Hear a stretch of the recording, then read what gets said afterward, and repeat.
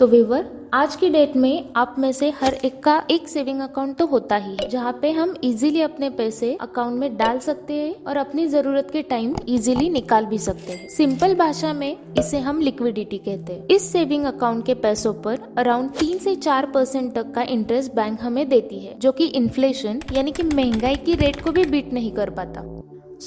ज्यादातर लोग अपना पैसा एफडी यानी कि फिक्स डिपॉजिट में रखना पसंद करते हैं, जहाँ पे हमें 6 से 7% तक का इंटरेस्ट मिलता है। मगर इसके लिए भी आपका पैसा 6 महीना, 1 साल, 3 साल या जितने टाइम की आपने एफडी की है उतने टाइम, उतने साल तक लॉक इन में ही रखना पड़ता है। इसका मतलब आप मैच्योरिटी पूरे होने से पहले ही अगर अपना पैसा एफडी से निकालेंगे तो आपको अच्छा या एक्सपेक्टेड जो 6 या 7% का रिटर्न है वो नहीं मिल पाएगा। यानी कि सेविंग अकाउंट में आपको लिक्विडिटी मिलती है पर उतना अच्छा रिटर्न नहीं मिल पाता, और दूसरे साइड में एफडी में रिटर्न तो अच्छा खासा मिलता है पर सेविंग अकाउंट जैसे लिक्विडिटी नहीं मिल पाती। इसका मतलब इन दोनों के अपने अलग अलग एडवांटेजेस है। अगर ये दोनों एडवांटेजेस हमें एक ही ऑप्शन में मिल जाए तो हाँ, ये पॉसिबल है। आप अपने सेविंग अकाउंट में रखे पैसों पर एफडी जितना रिटर्न ले सकते हैं। वो कैसे?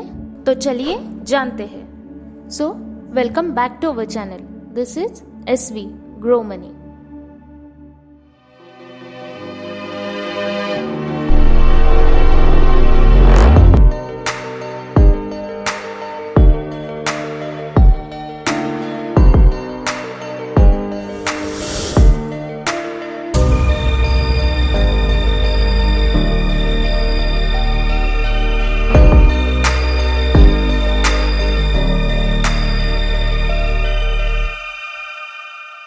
If you like such a financial content तो अभी इस वीडियो को पॉज करके इसे लाइक कीजिए, सब्सक्राइब बटन को भी क्लिक करें and share this channel with your family and friends.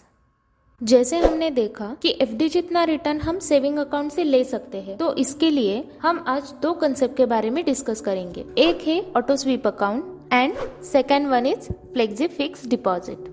Video में लास्ट तक बने रहिए ताकि इनके क्या डिफरेंसेस और फीचर्स है, साथ ही में इनके अलग अलग लिमिटेशंस भी आपको आज समझ आ जाएंगे। तो पहले हम ऑटो स्वीप अकाउंट के बारे में जान लेते हैं। इसमें आपको सेविंग अकाउंट और एफडी ये दोनों के बेनिफिट्स मिलते हैं। अगर आपके पास आपके कंपनी का करंट अकाउंट है तभी ये फैसिलिटी आप यूज कर सकते हो। तो इसमें आपका एक थ्रेशोल्ड लिमिट होता है और उसके ऊपर जितने भी पैसे उस अकाउंट में होंगे वो ऑटोमेटिकली एफडी में ट्रांसफर होते रहेंगे। नहीं समझ आया? कोई बात नहीं, एग्जाम्पल से समझते हैं। हर एक बैंक का ऑटो स्वीप थ्रेशोल्ड लिमिट अलग अलग होता है और ये बैंकों के हिसाब से डिफर भी होता है। मान लो आपने ये लिमिट 50,000 सेट की है। अभी आप ये आपके हिसाब से 50,000, 60,000, 1 लाख ऐसा कोई भी लिमिट सेट कर सकते हो। अगर सेविंग अकाउंट पे 3% का इंटरेस्ट और एफडी पर 6% का इंटरेस्ट मिलता है तो उस 50,000 के ऊपर आपके अकाउंट में अगर 5,000 भी होंगे तो वो ऑटोमेटिकली एफडी में कन्वर्ट हो जाएंगे और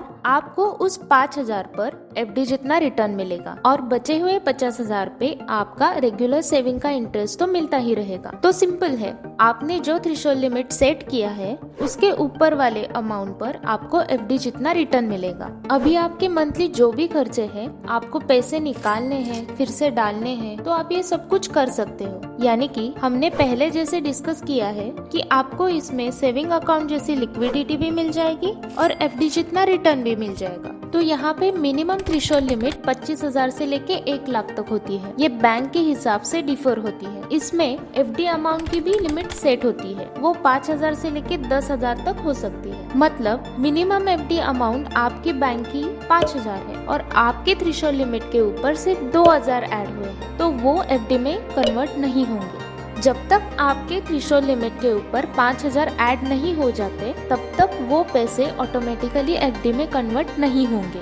उसके बाद एफडी का भी मैच्योरिटी पीरियड होता है। मिनिमम वो 15 डेज से 45 डेज तक हो सकता है। अब कुछ बैंक का minimum FD maturity period 15 days का होता है, तो उसके हिसाब से वो कहेंगे हम 15 डेज के नीचे वाले एफडी पर इंटरेस्ट नहीं देते, तो कुछ कहेंगे हम 45 डेज के नीचे का नहीं देंगे। ये बैंक के हिसाब से अलग अलग होता है। तो इसके साथ banks maximum FD maturity period भी डिसाइड करती है, जो कि होता है 1 साल से लेके 5 साल तक। तो इस पूरे प्रोसेस को ऑटो स्वीप या स्वीप आउट भी बोलते हैं।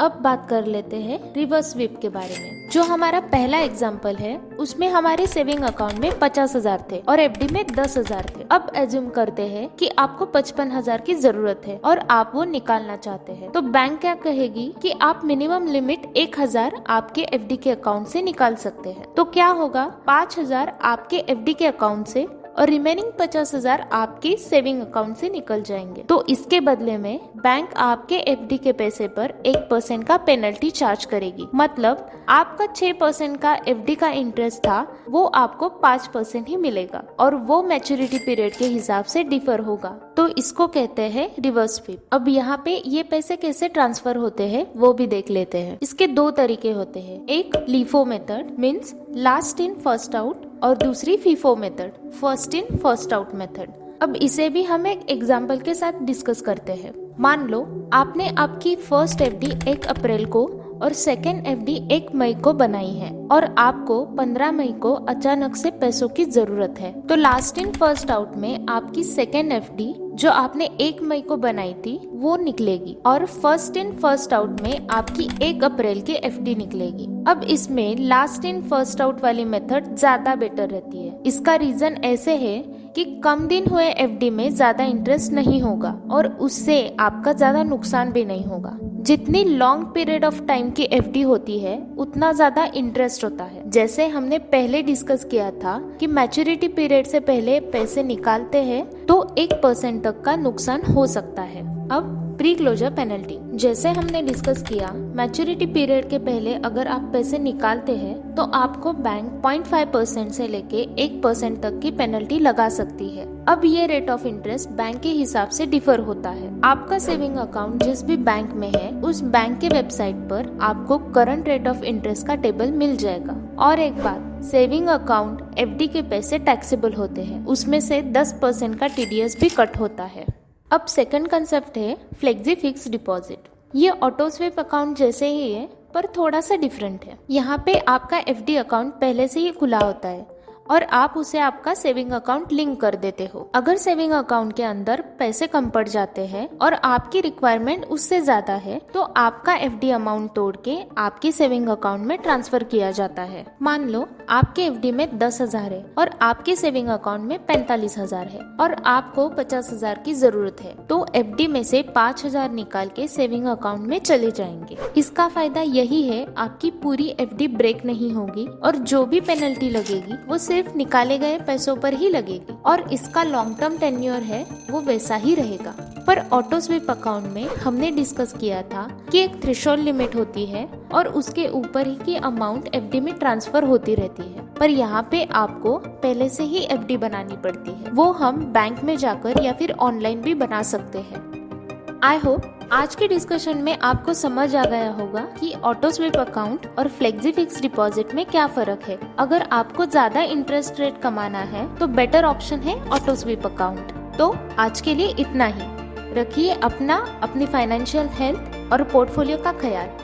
जाने से पहले लाइक, शेयर एंड सब्सक्राइब करना ना भूलिए। Thank you so much for watching. This is SV Grow Money signing off.